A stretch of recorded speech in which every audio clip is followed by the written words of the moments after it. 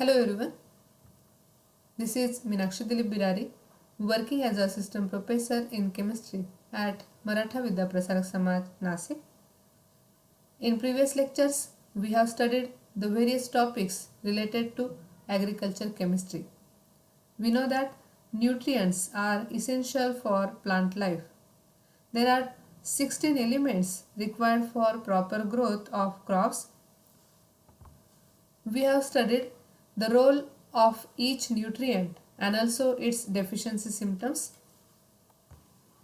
Then fertilizers and manures also help to increase the yield of different crops through improvement of soil fertility. Fertilizers are nothing but the substances which must be added to the soil to improve the deficiency of essential elements required for plant growth. Besides taking care of nutrients and other related factors, it is very important to protect the crops from the pest. So, in today's lecture, we are going to start the next chapter from agriculture chemistry, that is protection of plants. In today's lecture, we will study first of all pesticides, its classification and also mode of action. In this chapter, we will study the various topics that are pesticides, its classification and mode of action. Also insecticides, its definition, classification, chemical properties, mode of action and also the structures of various insecticides which are used in agricultural field. Next one, we have to study fungicides, classification, chemical properties and various examples of fungicides. In the same, we will study about herbicides, its classification, composition, mode of action and the properties of herbicides. So all these topics we will study in detail one by one. In today's lecture, we will study about pesticides, its classification and mode of action.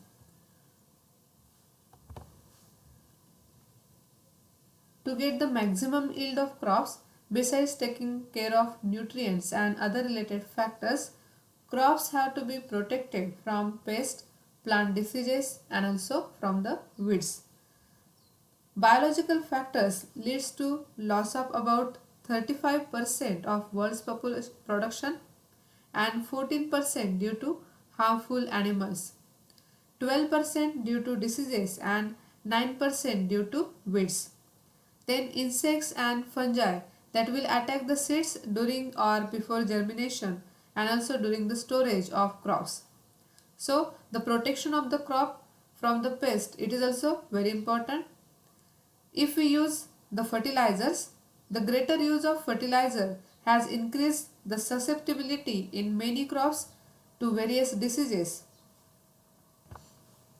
Due to biological factor, the loss is about 35%, then 14% due to harmful animals, 12% due to diseases and 9% due to weeds. So insects and fungi that will attack on the seeds during germination and also during the storage of the food. So the greater the use of fertilizers, greater will be the susceptibility in many crops to various diseases. Such a significant loss is reduced by pest management. Therefore, pest control is essential. Soybean, sunflower and sugar beets acts as a host to many major and also minor pests. Weeds have depleted nearly 40% of the available nutrients and the elimination of such a significant losses is achieved by pest management, including mechanical methods, agrotechnical methods or cultural methods, biological methods and chemical methods.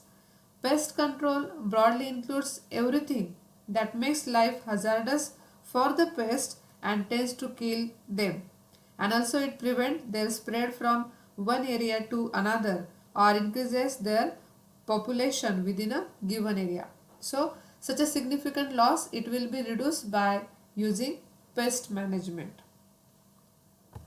And pest management includes the mechanical methods, agrotechnical methods, biological methods, chemical methods, etc.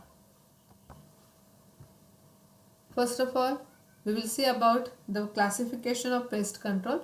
Pest control, it can be classified by using these two groups. One is natural control, or it may be by applied control. So, pest control measures are broadly classified into two classes. One is natural control and second one is applied control. Natural control, it is further classified into different groups, that may be climate, topographic feature, that will be insect as a prey, diseases of insects. Also applied control, these are mechanical control, cultural control, biological control or chemical control. Natural control, it involves the interplay of factors in non-manipulatable environment. These species can survive only under one or two climatic zones. Natural pests and predators,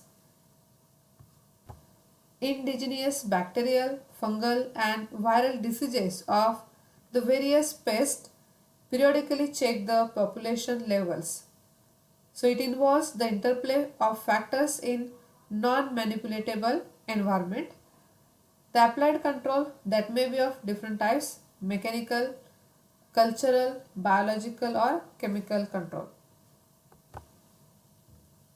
First of all, natural control. So already I have explained that natural control, it involves the interplay of factors in non-manipulatable environment. Also it is related to the climatic zone. These species can survive only under one or two climatic zones. Natural pests and predators, indigenous bacterial, fungal and viral diseases of pests periodically check the population level. Now the next one, that is about applied control. First of all, mechanical control. Mechanical and physical measures aim at controlling pests and diseases through catching them in traps and killing them manually, protecting the tree by tree banding or by special equipments like electrical, fencing, cutting and burning of diseased plants. Also flooding the fields to provide unfavorable anaerobic conditions to fungi and pests, or providing light for the control of pests and also for the control of the diseases. So in these images we can observe that the pest management or the control of pests, it will be carried out by catching them in traps and killing them manually. Also protecting the trees by tree banding or by special equipments like electrical, fences, cutting and burning of diseased plants. Also flooding the fields to provide unfavorable anaerobic conditions to fungi and pests, or also providing the light for the control of pests and also for the diseases. So it is related to the mechanical control. Second one, that is cultural practices. So cultural practices to control pests and diseases, it includes plowing and exposing the soil to sunshine and natural enemies. To kill various pests and organisms, crop rotation, varying the time of planting, harvesting and carrying out other cultural operations so that the susceptible period of crop is over by the time the pest or diseases attack. Application of fertilizers and manures to the crop to give sufficient vigor to withstand the onslaught of the pest diseases. So by using the cultural practices, we can control the pest or also the diseases, that will be plowing or also the exposing the soil to sunshine and to the natural enemies. By considering the crop rotations or the time of planting, harvesting, also the reduction of pests or the destruction of the pest can be carried out.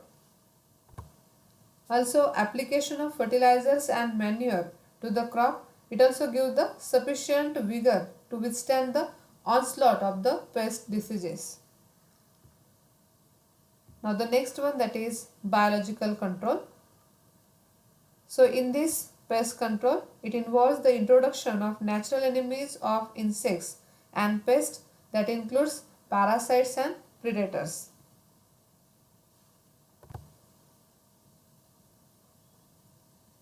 So biological control of pests involves the introduction, encouragement or artificial increase of natural enemies of insects, and pests include both insect and also the parasite, insect parasite or insect predators, and microbes pathogenic to pest and to the diseases.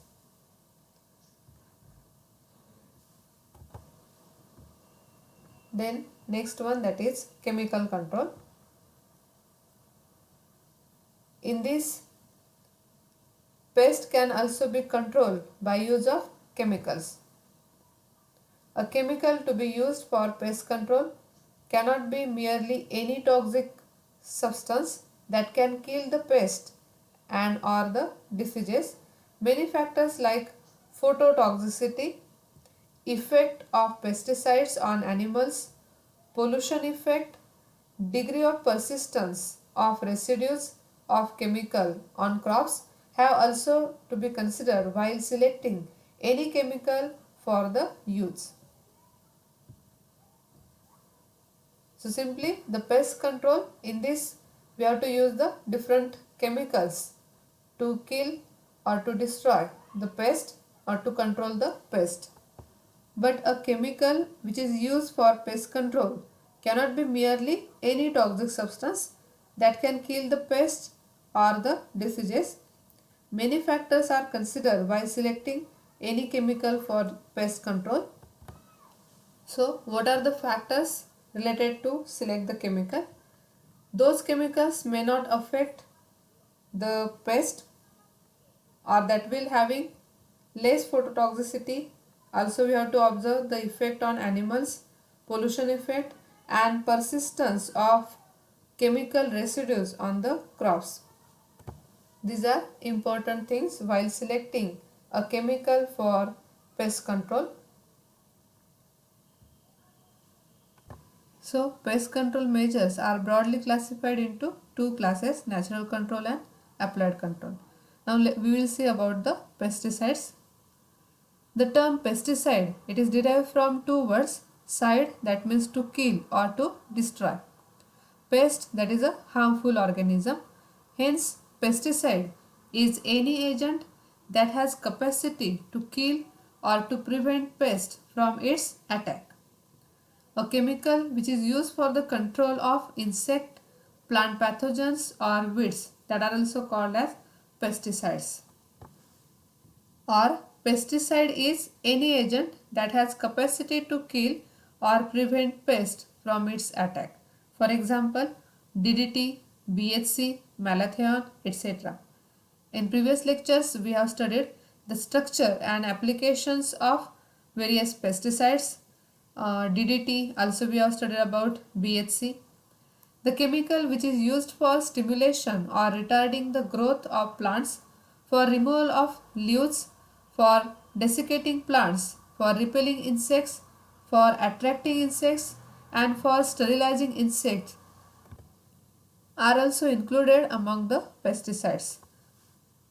So pesticides can be classified into various groups. So these are the different groups in which pesticides are classified. That may be fungicides, nematicides, rodenticides, ascaricides, molluscicides, bactericides, algicides, herbicides and also herbicides or insecticides. So pesticides are divided into the different groups. So let's see the classification of pesticides with few examples. First of all, ascaricides. So ascaricides, these are used for the control of mites, ticks, that are nothing but ticks are the blood sucking parasite, or that are nothing but spider like. So ascaricides, these are for the control of mites, ticks. Second one, that is algicides. Algicides are used for destruction of algae and for destruction of other aquatic vegetation. Then the next one, that is herboricides. So these are the substances which destroy or inhibit the growth of microorganisms. So herboricides are used for the destruction of bushy vegetation. So these are the substances which destroy or inhibit the growth of microorganisms.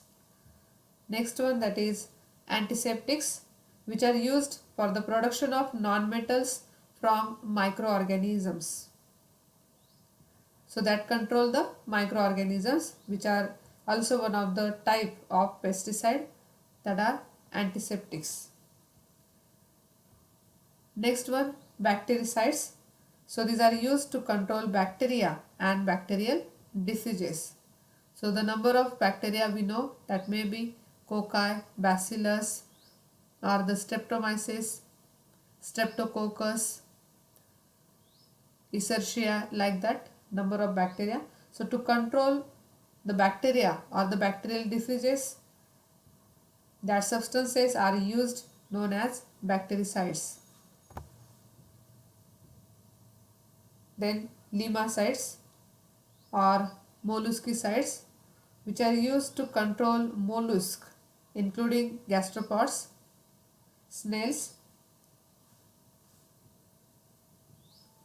So limicides or molluscicides, these are the substances which are used to control the mollusk, including gastropods or including snails. Nematicides, which are used to control nematodes. Nematodes, these are nothing but worm-like creatures. So to control the worms, the nematicides are used.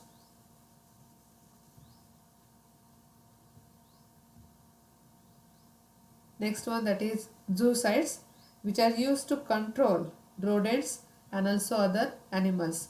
Rodents, these are nothing but rats and also the mice and other animals. So to control rodents like rats and mice, zoocides can be used.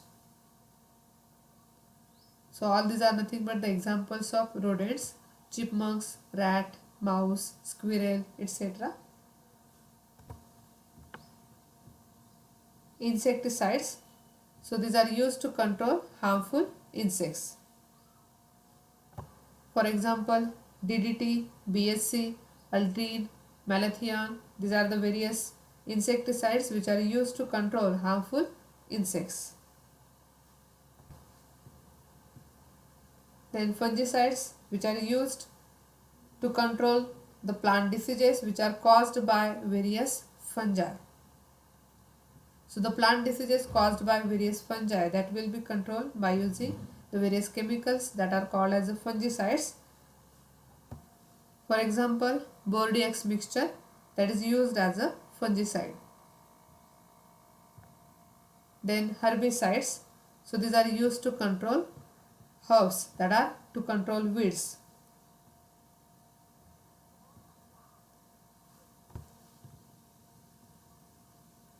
For example, 2,4-D, paraquat, then sulfonyl urea. These are the herbicides which are used to control weeds.